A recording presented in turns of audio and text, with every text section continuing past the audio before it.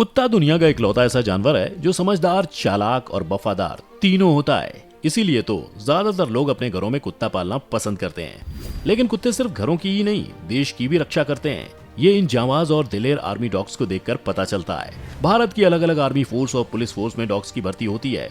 पर क्या आप जानते हैं कि आर्मी में कुत्तों की भर्ती कैसे होती है और उन्हें कैसे ट्रेनिंग देकर एक डॉग से सोल्जर बनाया जाता है?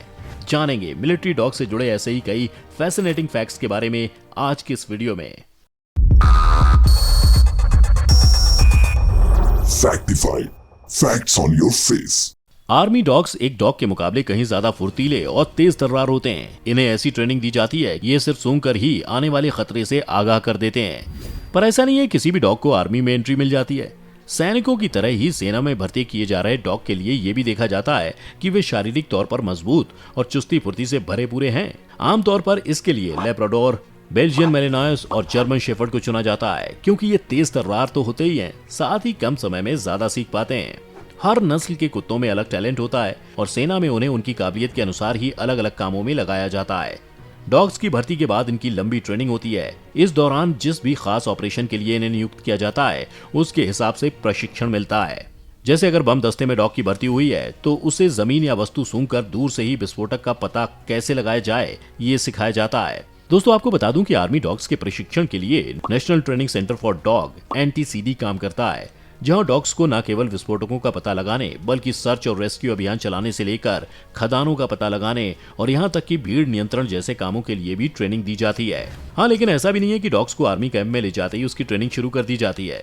डॉग्स की ट्रेनिंग शुरू करने से पहले 15 दिनों तक डॉग्स को ट्रेनर के साथ रखा जाता है और इस दौरान ट्रेनर कुत्ते की स्ट्रेंथ और वीकनेस का पता लगाते हैं।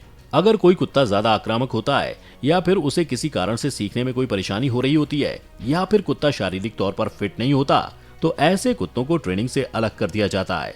इसके बाद डॉग्स को शुरुआत के 3 हफ्तों की बेसिक ट्रेनिंग दी जाती है, जिसमें ये डॉग ट्रेनर के आदेश सुनने लगते हैं और फिर इसके बाद शुरू होती है इन डॉग्स की 36 हफ्तों की मिलिट्री ट्रेनिंग। मिलिट्री ट्रेनिंग के दौरान सुबह 6 बजे डॉग्स को उसके कैनल से बाहर निकाला जाता है और सबसे पहले पीटी कराई जाती है। फिर इसके बाद सभी डॉग्स को 4 किलोमीटर की रनिंग करनी होती है। इतनी मेहनत करने के बाद डॉग्स को 1 घंटे का ब्रेक दिया जाता है और इस दौरान इनके ट्रेनर इनकी अच्छे से मालिश करते हैं ताकि डॉग आगे की ट्रेनिंग के लिए फिर से तैयार हो सके।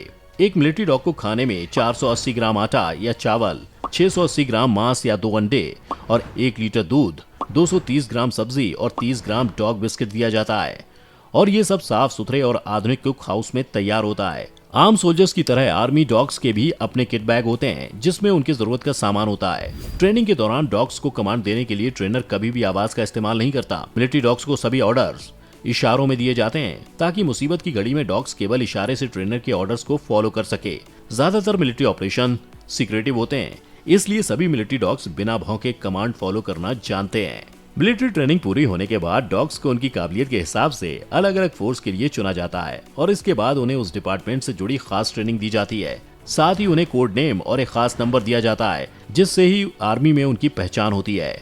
दोस्तों, आपको बता दूं कि भारतीय सेना के पास लगभग 1000 आर्मी डॉग्स हैं और हर डॉग खास ऑपरेशन के लिए प्रशिक्षित है और सोल्जर्स की ही तरह इन आर्मी डॉग्स को भी उनकी बहादुरी के लिए इनाम दिया जाता है। रिमाउंट वेटनरी कॉर्प्स (RCV) में डॉग्स को मिले शौर्य चक्र और वीरता के लिए मिले दूसरे ढेरों सम्मान सजे हुए हैं। अवार्ड जीतने वाले कुत्तों को हर महीने 15,000 से लेकर 20,000 रुपए मिलते हैं, जिसे उनके खाने से लेकर सेहत तक पर खर्च किया जाता है।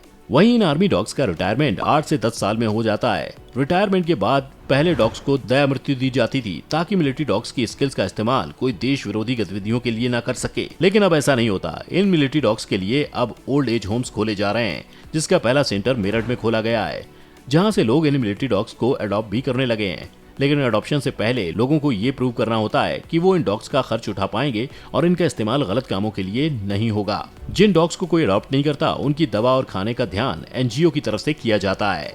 खैर, आज के इस वीडियो में बस इतना ही। आर्मी डॉग्स की ट्रेनिंग से जुड़ा ये खास वीडियो आपको कैसा लगा कमेंट करके जरूर बताइएगा और ऐसे ही मजेदार वीडियोस देखते रहने के लिए हमारे चैनल फैक्टिफाइड को सब्सक्राइब करना ना भूलें। जल्दी लेकर आऊंगा ऐसा ही एक और इन्फॉर्मेटिव वीडियो। तब तक खुश रहिए, अपने चाहने वालों का रखिए ख्याल और वीडियो को अंत तक देखने के लिए आपका बहुत बहुत शुक्रिया।